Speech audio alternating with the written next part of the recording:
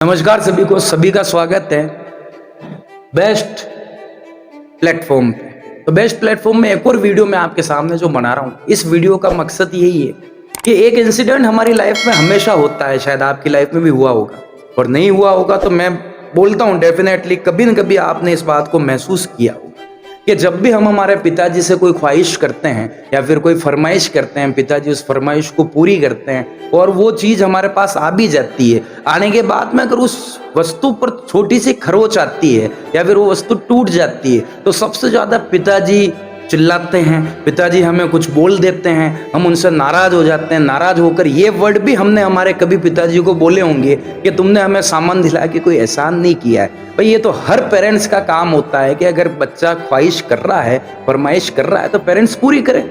तो क्या पेरेंट्स का उस टाइम चिल्लाना सही है क्या? तो इस वीडियो में, इस कहानी में मैं आपको ये बताऊंगा क्यों पेरेंट्स का नजरिया ये होता है, क्यों पेरेंट्स बहुत ज़्यादा पॉजिटिव होते हैं, क्यों पेरेंट्स हमें डांट देते हैं, क्यों पेरेंट्स हमसे एक अलग ही प्रकार की उम्मीद रखते हैं। तो शायद इस वीडियो में आपको इसका उत्तर मिलेगा। देखिए कहानी यहाँ से चालू होती है कि एक मिडिल क्लास फैमिली है जिसमें एक बच्चा पढ़ता है, मतलब एक बच्चा है, पति है, पत्नी है, उनका एक बच्चा है।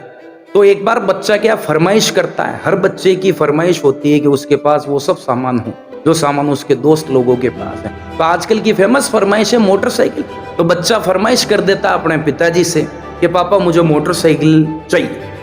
पिताजी मिडिल क्लास हैं, छोटी मोटी नौकरी करते हैं, 12,000 उनकी कुल सैलरी है। पिताजी को पता होता है कि एक मोटरसाइकिल की फरमाइश जो बच्चा द्वारा की जा रही है इसको पूरी करना अभी एट प्रेजेंट पॉसिबल नहीं है। पर पिताजी हैं, पिताजी बच्चे की बात कैसे टाल सकते हैं। पिताजी बोलते हैं कोई बात नहीं, तेरे 3 महीने बाद एग्जाम है तो एक काम कर, एग्जाम की अच्छी तैयारी कर, अच्छा अगर एग्जाम में रिजल्ट आएगा तो मैं डेफिनेटली तुझे मोटरसाइकिल दूंगा। फिर पेरेंट्स मार्केट में जाते हैं, एक मोटरसाइकिल देखते हैं सेकंड हैंड, क्योंकि फर्स्ट हैंड उन्हें पता होता है कि उनकी कैपेसिटी से बाहर है। तो वो सेकंड हैंड बाइक देखते हैं जिसकी कीमत होती 25 से 30,000 रुपये। उसके बाद वो सोचते हैं कि इस 25 से 30,000 रुपये को मैं एक साथ तो नहीं दे पाऊंगा। उस बाइक वाले से बात करते हैं कि 2 से 3 महीने का मुझे टाइम दो, ये मोटरसाइकिल आप मुझे ही दोगे पर 2 से 3 महीने का टाइम आपको मुझे देना पड़ेगा, जिसमें भी मैं आपको 15,000 रुपये भी दूंगा, बाकी के 10 से 15,000 रुपये मैं आपको किस्तों में पे करूंगा। इस तरीके का एक क्रियाकलाप होता है। उस क्रियाकलाप के बाद में होता क्या है, आगे बढ़ते हैं तो वो जो पिताजी हैं उनकी 8 बजे ऑफिस की एक शिफ्ट होती है, उनका ऑफिस का टाइम है 8 से 5 बजे का। वो हमेशा एक बस के माध्यम से ऑफिस में जाते हैं, उस बस का किराया होता है 30 रुपये। वापस वो जब आते हैं घर पे तब भी उस बस के मार्फत आते हैं, उसका भी किराया 30 रुपये, 30 रुपये, 30 रुपये। अब की बार हुआ क्या, पिताजी ने सोचा पैसे तो बचाने पड़ेंगे, अब मेरी सैलरी में इतने पैसे तो बचते नहीं कि मैं इसको मोटरसाइकिल दिला दूं।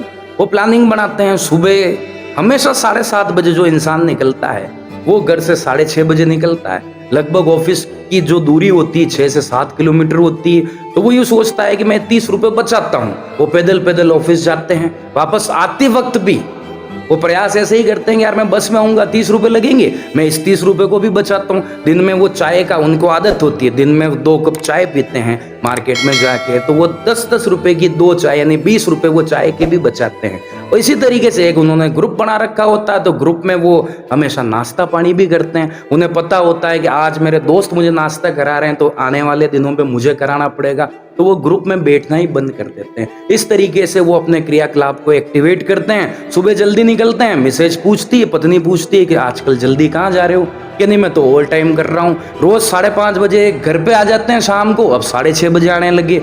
पत्नी पूछती है लेट क्यों आते हो, कि भाई मैं ओवर टाइम कर रहा हूँ। 7 किलोमीटर बंदा पैदल चलता है। इसके बाद धीरे धीरे वो ऐसा क्रियाकलाप महीने, 1.5 महीने, 2 महीने तक रेगुलर करते हैं, पैसा इकट्ठा करते हैं। इस बीच उनके कपड़ों की भी आवश्यकता होती है, उसे भी इग्नोर करते हैं। मैसेज की कुछ फरमाइश होती है, उसे भी इग्नोर करते हैं। खुद की कुछ फरमाइश होती है, खुद की कुछ आवश्यकता होती है, उसे भी इग्नोर करते हैं। 2 से 2.5 महीने बाद वो कुछ पैसा इकट्ठा करते हैं और पैसा इकट्ठा करके उस मोटरसाइकिल वाले को देते हैं। और देने के बाद बिना बेटे को बताए घर पर एक सेकंड हैंड मोटरसाइकिल ले आते हैं। और जब सेकंड हैंड मोटरसाइकिल आती है, सेकंड हैंड मोटरसाइकिल आने के बाद जब बेटे को बोलता है पिता कि बेटा मैं तेरे लिए बाइक ले आया हूँ, तो वो बेटा होता है, बेटा बोलता है मैंने तो फर्स्ट हैंड की डिमांड करी थी, सेकंड हैंड लाके कौन सा एहसान कर दिया आपने। इसी के साथ में होता क्या है, जब भी उस बाइक पर कोई खरोच पड़ती है तो पिताजी के दिल पे खरोच पड़ती है, क्योंकि 2 से 2.5 महीने कितना संघर्ष किया।